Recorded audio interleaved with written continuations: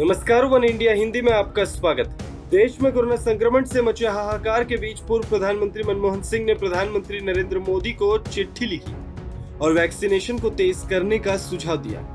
Corona से हो रही तबाही का जिक्र करते हुए पूर्व पीएम ने वैक्सीनेशन को लेकर 5 सुझाव दिए। इनमें यह भी कहा गया है कि 45 साल से कम उम्र के लोगों के टीकाकरण की भी छूट दी जाए। पूर्व पीएम मनमोहन सिंह ने कहा है कि महामारी को काबू करने के लिए टीकाकरण महत्वपूर्ण है। उन्होंने ये भी कहा कि कितने लोगों को टीका लगा है, ये आंकड़ा न देखकर हमें इस पर फोकस करना चाहिए कि आबादी के कितने फीसदी लोगों को टीका लगा।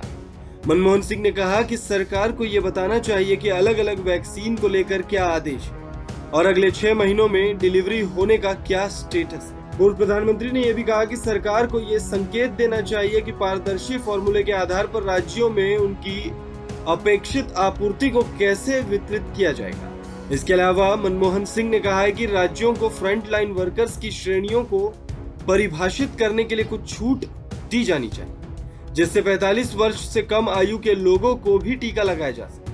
मनमोहन सिंह ने आगे कहा कि भारत सरकार को वैक्सीन निर्माताओं को और रियायतें देना चाहिए। इजराइल की तरह अनिवार्य लाइसेंसिंग प्रावधान लागू किया जाए।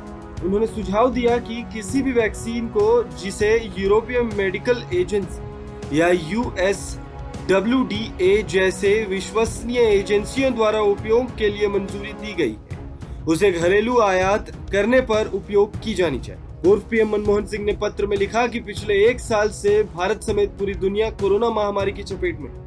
महामारी ने हजारों लोगों की नौकरियां छीन ली, लाखों लोगों को गरीबी रेखा में लाकर खड़ा कर दिया।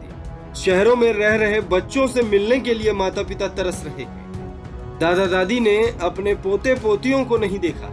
1 साल से शिक्षकों ने अपने बच्चों को क्लासरूम में नहीं देखा।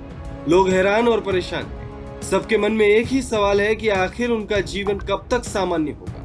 कोरोना से लड़ने के लिए हमें कई चीजों पर ध्यान देने की आवश्यकता है, लेकिन इस प्रयास का एक बड़ा हिस्सा टीकाकरण अभियान को तेज करना है। मुझे आशा है कि मेरे सुझावों पर अमल होगा। इस खबर में फिलहाल इतना है।